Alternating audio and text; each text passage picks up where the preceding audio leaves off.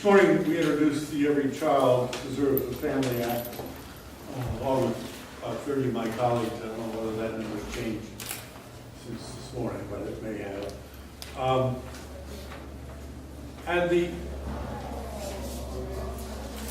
I guess the purpose behind the bill is just to determine that what's in the child's best interest is what the bill is trying to promote.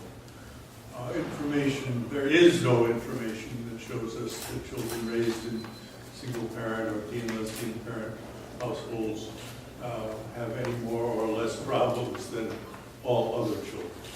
The federal government spends billions each year in foster care, and we have, 25,000 children a year aging out of the system with no family to turn to, no support, and we think that having an attachment such as adoption would make for a far better community for all our children. The children in foster care, as I said before, are some of our most vulnerable children and need the protection. And there are states that are unfortunately, unhappily, including my own home state of California, moving in the direction of limiting adoptive parents to those who are not gay or lesbian or not single, so that we have a major concern there. Jim, did you want to say something about this issue? Because I know you worked hard on it in Massachusetts.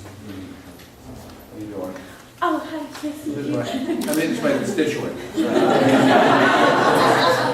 I wanted to come by and show my support, and first of all, thank my colleague Pete Stark for his incredible leadership on this issue and on so many other issues. I'm proud that he's in Congress. I'm proud that he's my friend. And Amy, I want to thank you for sharing your story, helping to raise awareness, and I stand with Congressman Stark in support of his legislation, but automatically disqualifying LGBT parents from adopting just because of their sexual orientation is wrong.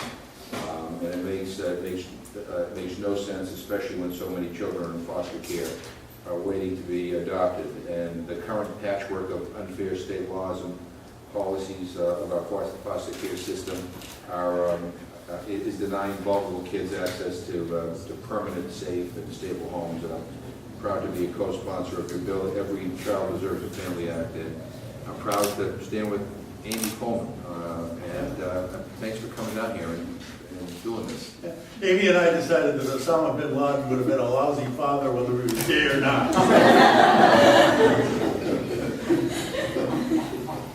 But anyway, I'm happy to be here. I'm trying to top that. Thank you for joining us. Jim has been at the forefront of these issues, and as you say, coming from Massachusetts, you couldn't expect anything more than to have somebody be dependably progressive in these areas, and I appreciate your support. Thank you all. Any quick question? Yes, sir. Congressman Stark, given the difficulties in passing legislation of this Congress, would you seek anything from the administration, any administrative change that you think would remedy the situation? Do I see any change coming from the administration? Would you like to see any change from the administration? Well, I'd like to see the administration support our position more definitively. I have some troubles often determining where the administration is on issues, and I think it's time that President Obama steps up to the bar and makes this supports the wholeheartedly. Former Senator Rick Santorum, who's well listed in the presidential run, made some comments regarding this issue yesterday. He said, adopting children is a privilege that gay people aren't entitled to. Would you care to directly respond to those comments? Rick who? There was a guy in Congress years ago named Santorum. He lost. He lost. He's been following that path ever since. No, I think that's nonsense. Do you have any Republican co-sponsors? Pardon? Republican co-sponsors?